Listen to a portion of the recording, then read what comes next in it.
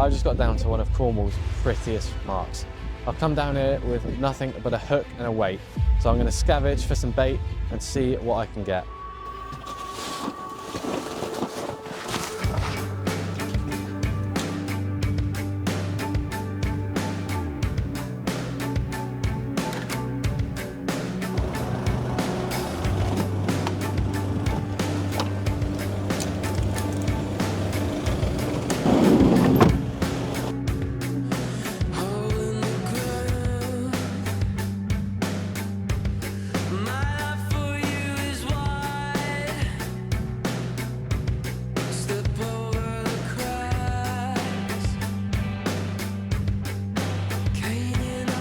So first things first is we are going to need some bait. So what we've got here is a lovely tidal rock pool. So I've come down to this mark, it's about an hour now after low tide. So we've got the flood for fishing, which is normally a bit better, fish are on the feed, that sort of thing, but also it allows us to get to the rock mark so we can get all the limpets. So what we have here is one of the best looking rock pools I've seen for limpets. There's absolutely loads of them. So all I'm going to use is simple little knife like this, or you can use pliers, anything like that that you have with you. So if we choose this guy right here, you can see he's stuck himself nicely on that rock. So we'll get a knife up and underneath him, just twizzle it in and try and pry him off. There we go. So that is the first step. Next bit, you want to get him out of this hard shell because the wrasse can't get to the mouse. So just either with a fingernail, or I'm just going to use the knife. Just go around like that, and then you can get them out just like that. So this black bit is the bit that they like. That's where all the nutrients is. That's the only bit they'll touch when they're down there on the hook. So what you want to do is take the hook through the back and out, so it's predominantly in this black bit. I'll show you in a minute when I'm rigging it up, but that is a lovely bit of bait. So what I'm going to do is just collect a few more, and then we'll have quite a nice collection and we can get fishing.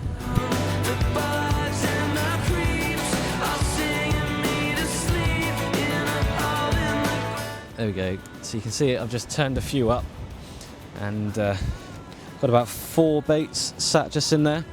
So I'm going to keep them in the water because surprisingly the sun's out and it's nice and dry, so I don't want them to shrivel up or anything. So we'll keep them in there, keep them cool, and let's get some rigs built. Alright, so I've got my little box of goodies with me. So we're going to be using some big mouth hooks just like that for the drop shots. So we'll crack one of these open. There you go, so that's the first thing that you want to put onto your line. This is just a mono leader, but we'll use it. So first things first, just through, oh, a bit windy, come on, there we go.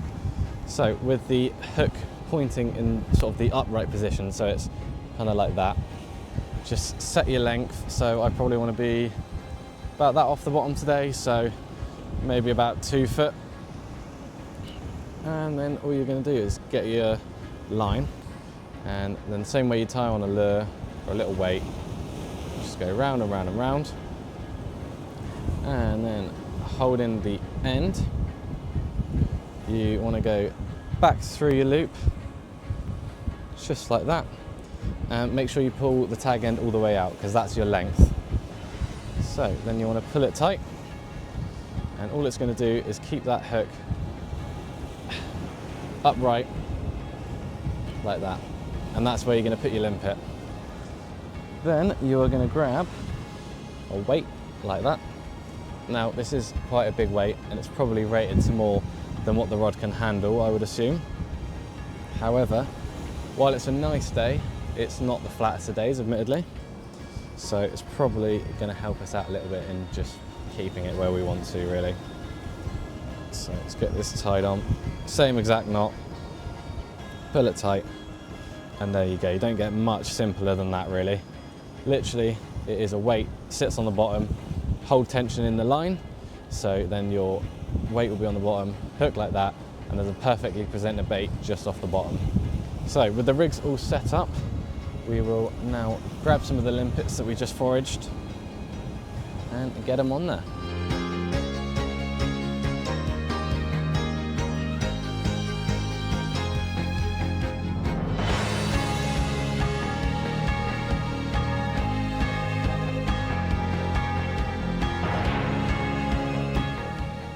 There we go, so got the rig there ready to go.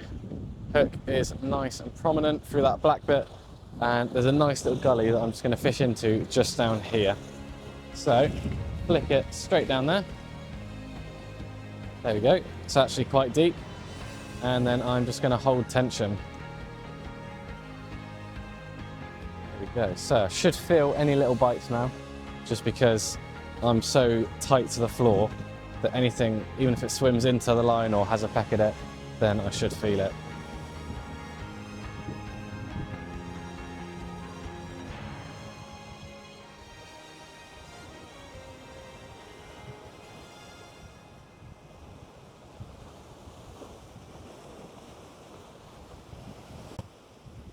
It's probably not a bad time to mention as well, do have a life jacket on, just a little spin lock alto, keeping me safe while I'm down here.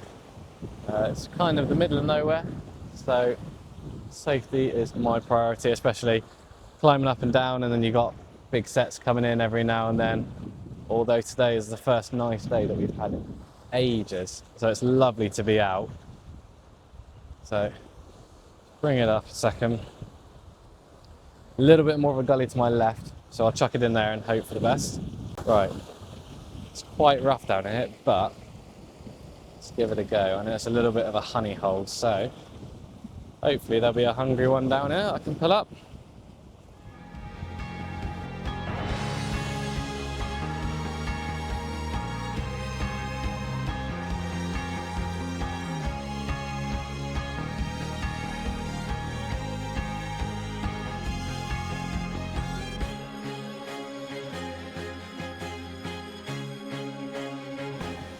Right, there's nothing immediately taking the bait, so I think what I might do is move over just along to the next rock because it's a little bit flatter, so it shouldn't be swaying about as much. Maybe that's where the fish are hiding, so literally just going to hop along to there and see if there's anything over there. You can see there what I was fishing into.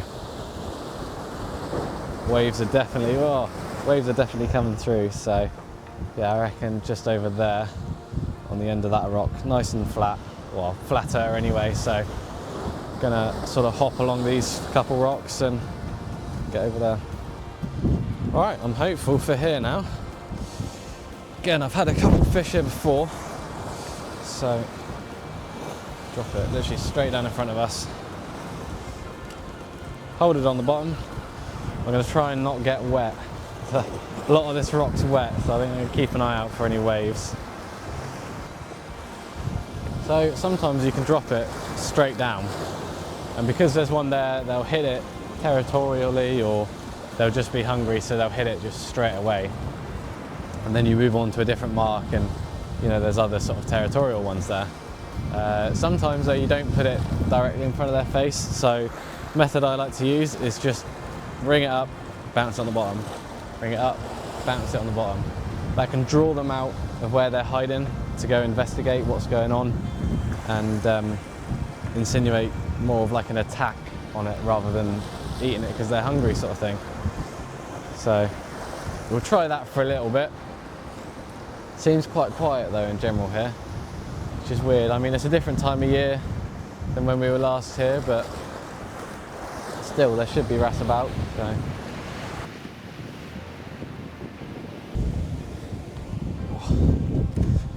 Right, let's grab some lunch. My 2 roasted chicken breasts, lovely. Harry's not joining us today. He has got an exam at uni, so everyone wish him good luck. But he will be back in the next video. So I'm going to enjoy some lunch, and then we're going to try some different marks. We've got a few more that way, we've got a few more that way, so we're not completely out of marks. But fingers crossed we're going to bring something up today. It'd be a shame to have such a lovely day like this within all this rain and blank, but at least even if we do, I've shown you guys the method and how you can do it, and as it's coming into summer, you guys can give it a go for yourself. So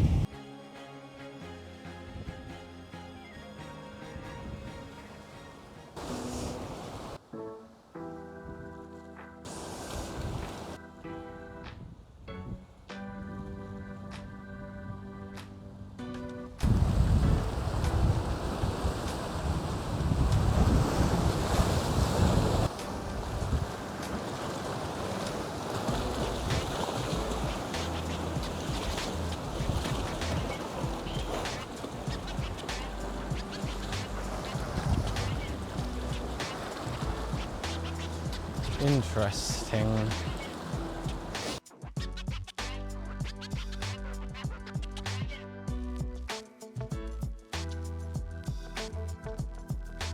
And while I was already considering leaving the session there, this guy popped up.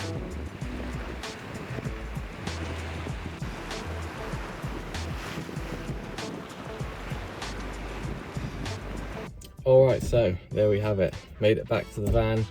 The waves were just pushing in so strong and the seals were so close by that there really wasn't much point staying down there. We were going to lose the ability to get back soon anyway, so decided to call it. Like I said, hopefully you guys still did enjoy despite the blank, but it was so nice to get out in this weather. Honestly, it's been awful for weeks and weeks and weeks now, and it just, you know, it just feels like the beginning of summer finally. So there we go, hopefully some more fish to come. But thank you guys for watching. Obviously watch the video on screen and subscribe if you did enjoy, and I will see you guys in the next one.